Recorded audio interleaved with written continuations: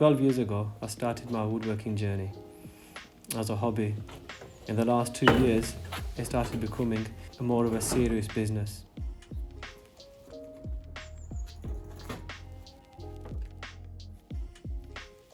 I'd always known there were craftsmen in the family.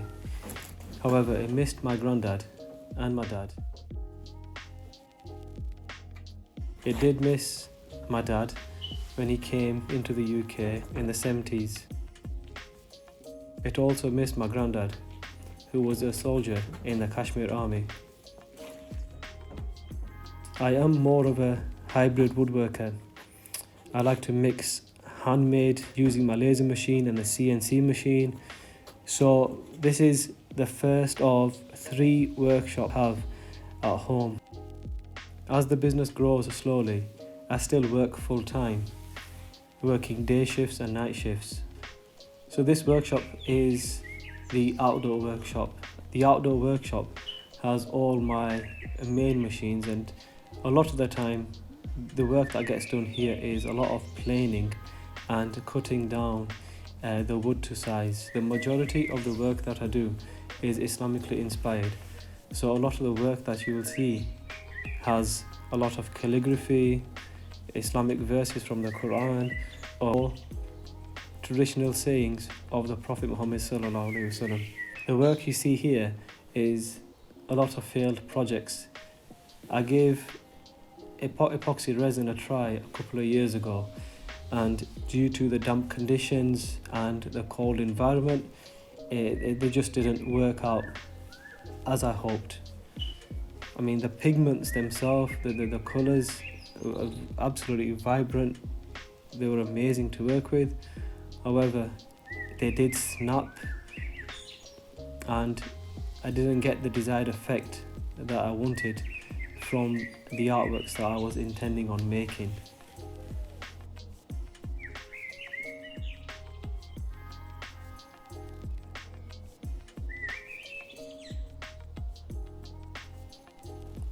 About 5-6 years ago, I went to the timber yard and I picked up this pippy oak.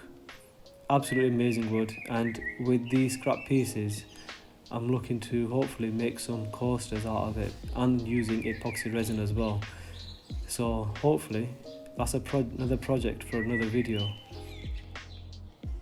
Now this scroll saw was the very first major purchase that I made in 2011, I believe. It's the Shepak Deco variable, absolutely amazing machine. For the first 9 years, all the calligraphy that I cut was using this machine, so it's a bit of a workhorse. A lot of the machines that you see in this workshop are 12 to 13 years old. I initially bought all the machines for £1,500, and I mean, this bandsaw I've also had from the initial investment that I made in all my tools. It's getting on a little bit now. I do need to give it a full refurbish. The clamp down on the fence has broken. The blade needs changing. It's really wonky, so it doesn't cut straight. And because this workshop is leaking as well and it's quite damp, the cast iron surface of the bandsaw has also started rusting away. I need to give it some protection. So hopefully in the future, when I do get another workshop, that's the first thing that I'll be refurbishing. Over the years, I've worked on multiple projects where customers have asked for different coloured woods, and I tend to stick to all natural woods. I don't like to use MDF or chipboard. So a lot of this stock here is from previous projects. The miter saw you see here is quite a recent addition. It's got the multi-blade on it. It's more for rough cuts. I do tend to do some miter cuts on it as well. They're not the cleanest cuts, but it does the job. This router here has recently broken down after 8 years, and that needs to be replaced. It's a 1/2 inch router, which I need to get a new one of. This stock here I need to use for future projects. It's American black walnut. In the UK it's gone quite expensive, so any American black walnut that I get a hold of I tend to keep and use for special projects. This cast iron, coal and wood burner I managed to pick up for 50 quid, and the bricks need changing on it and the glass needs changing on it. However, it still works, still retains quite a lot of the heat, and on cold days, even with the door open, it produces a heck of a lot of heat, and you can hear the crackle from the actual wood burning, and the heat that it disperses is fabulous. So I like to keep that on in the colder days in the workshop. So this is the current workshop that I like to call the Laser and CNC Workshop, currently in the basement of my house. Got this granddad's uniform and medal that he served in the Kashmir Army. The concrete shelves that were already here from the previous owner, I'll just use it as the finishing table for all the die finishes, the sanding, the packaging and everything else. Currently got all the stencils that I use, the DeWalt drills, the little cards that I use to put into the packaging. It's the current project that's going on, which I will put into another video hopefully. Just moving on to this side, a couple of shelves. I tend to only use general finishes for all my die stains, and Danish oil for all the hardwood finishes. Started using the Osmo poly oil, and honestly I really do like it. Some more stuff, the packaging, a lot of unfinished artworks that I've got laid around here, some of the stuff that I've not shown on social media anywhere. Now this is some of the thin woods that I use, mainly European walnut. Let me just zoom in on this. This is some of the thin woods that I use. This is some of the European oak.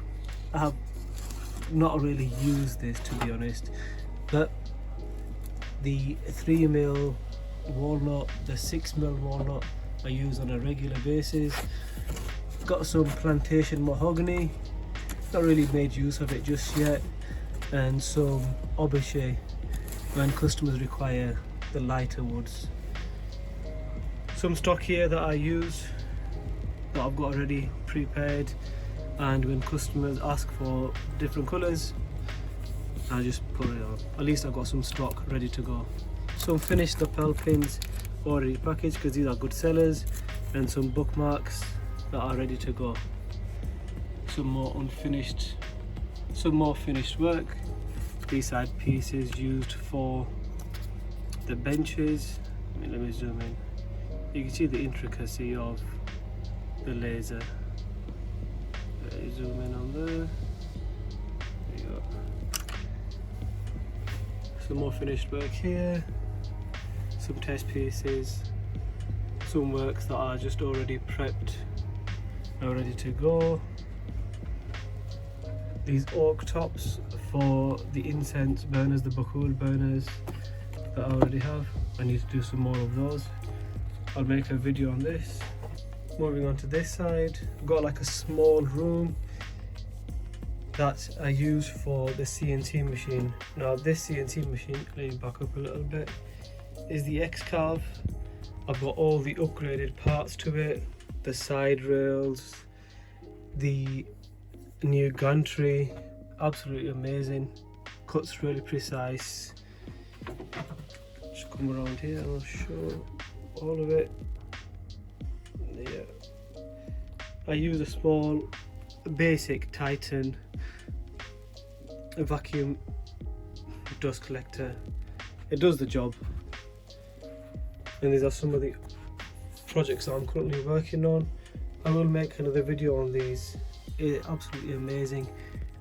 A customer requested some of the older artworks to be made using glass, I don't really make any of these anymore, but I do make them up on request, and it's part of the Roots collection. Coming down here, a lot of the sanding papers, the laptop, some of the spare parts, and the router pieces. So these are the new sanding papers that I've started using in comparison to the traditional ones that you normally get. You can see the difference, and absolutely amazing, to be honest. The finish quality on these 3M extract papers, absolutely, to be honest with you, I'm stunned. I really am. It doesn't leave any swirl marks whatsoever. And around here, some of the stock that I have for the CNC machine. These are 1x1. I think so. I think 1x1. 1 meter by 1 meter birch plywood. I only use birch plywood for the CNC machine. It's better. I mean, the finish on the birch plywood is a lot better than the current stock that I'm currently using. Artwork here is part of the Roots collection, which I will be probably releasing soon, but there's a few mistakes on this, but I'll explain that on another video. This is a finished desk. It's more of a blank because it comes in 3 different colours, so whenever a customer orders, it's already there prepped, and I could finish it off and get it out within a day. This is another artwork that I've already prepared, part of the Roots collection. Again, a few mistakes that I've made which I need to rectify, but it's nearly there. But absolutely amazing figured speedy wood. You can see the figuring on this. Let me zoom in on this. It's absolutely stunning. I'll put up another video on the finish of this wood, but let me try and zoom in on this. There you are. It's amazing. Now moving down in the basement, as you can see, it's quite a narrow basement. However, it contains everything that I need. Now to this side, some of the stock of birch plywood that had a few marks that weren't the best, to be honest, and I wasn't going to use it for the finished artworks.